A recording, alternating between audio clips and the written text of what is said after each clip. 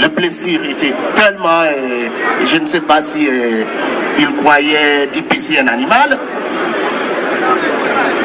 Il va les laisser pendant que il y a une quatrième victime qu'on a oublié en dépit de l'enfant qui a été blessé.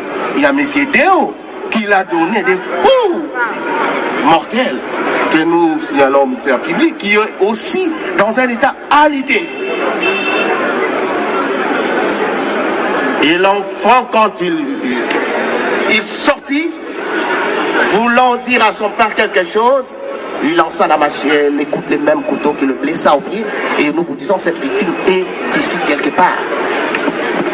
Ayant vu qu'il était blessé, il s'est sauvé, et c'est ainsi qu'il dit la vie sauve. Donc, voilà, tels que se sont présentés les faits de la cause, les circonstances qui ont donné la mort à madame. Pour prévenir, pour nous donner aussi sa version des faits. Ok, comparer les prévenir. Mangwangasa. Ok, c'est quoi alors, le juge s'adresse à M. Mangwasa. Il dit, Mangwasa, c'est ton tour d'expliquer au tribunal. Le ministère public a expliqué sa part des choses et la partie civile a aussi expliqué leur part de choses. À toi d'expliquer au tribunal comment les choses se sont passées. Mangwasa dit, samedi à 16 h, j'ai appelé Nadine et je lui ai dit, tu es la femme que j'ai épousée à 18 ans. Dieu nous a fait grâce et nous avions commencé à avoir de l'argent. Pourquoi as-tu pris un autre homme, Major Nakou? Pourquoi? Elle me dit, attends un peu, et s'est mise à rire. Elle dit, ce monsieur, son argent, on va finir ça la nuit. J'ai répondu, parce que j'ai demandé de l'argent, que je vous laisse. Je deviens un chien et je suis allé marcher un petit peu. Vers 19 h, je me suis endormi. Mais je me souviens que quand je marchais, je voulais voir le monsieur. Pourquoi tu veux me tuer? Tu ne me verras plus. Et je ne l'ai plus vu. Vers 23 h, ils ont ouvert le portail avec 4 agents en lunettes noires et chapeau. Il m'a pointé et a dit, Bongo, c'est celui-ci. Je me suis mis debout immédiatement et je leur ai demandé pourquoi ils cherchent à m'arrêter. Quand il parlait, il a dit, il s'appelle Koba. Et il a fait sortir un couteau et puis un deuxième. Et il voulait me poignarder. J'ai pris fuite. Je me suis caché derrière Merveille. Merveille me dit, papa, arrête ça. Et la personne poignarda Merveille.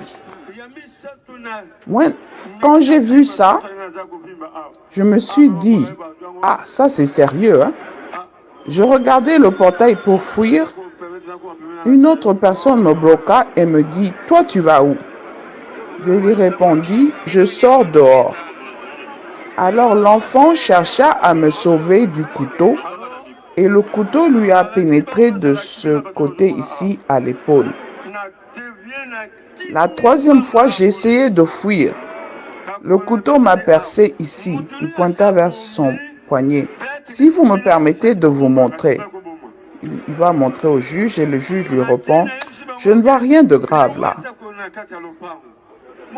Mangwasa continue son histoire et dit, j'ai dévié et j'ai pris la fuite très vite à la police.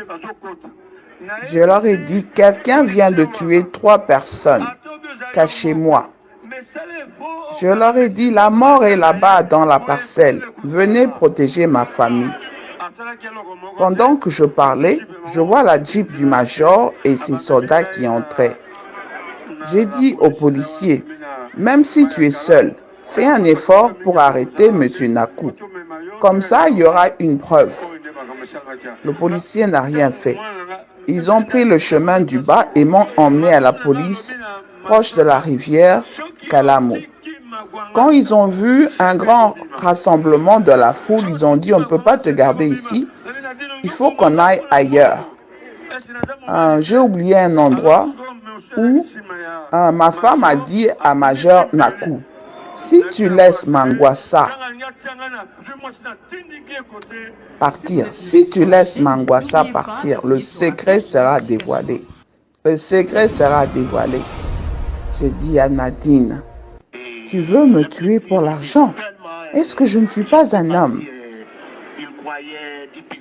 Le monsieur qui était derrière le major a sorti son couteau. Quand il voulait me poignarder, j'ai pris Nadine comme cible et je l'ai poussée vers le couteau pour me protéger.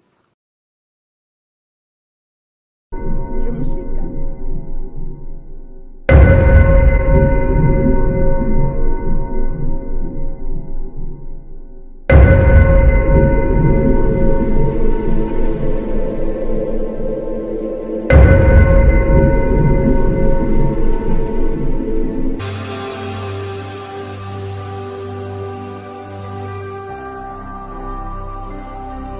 Jésus-Christ TV, vous connaîtrez la vérité et la vérité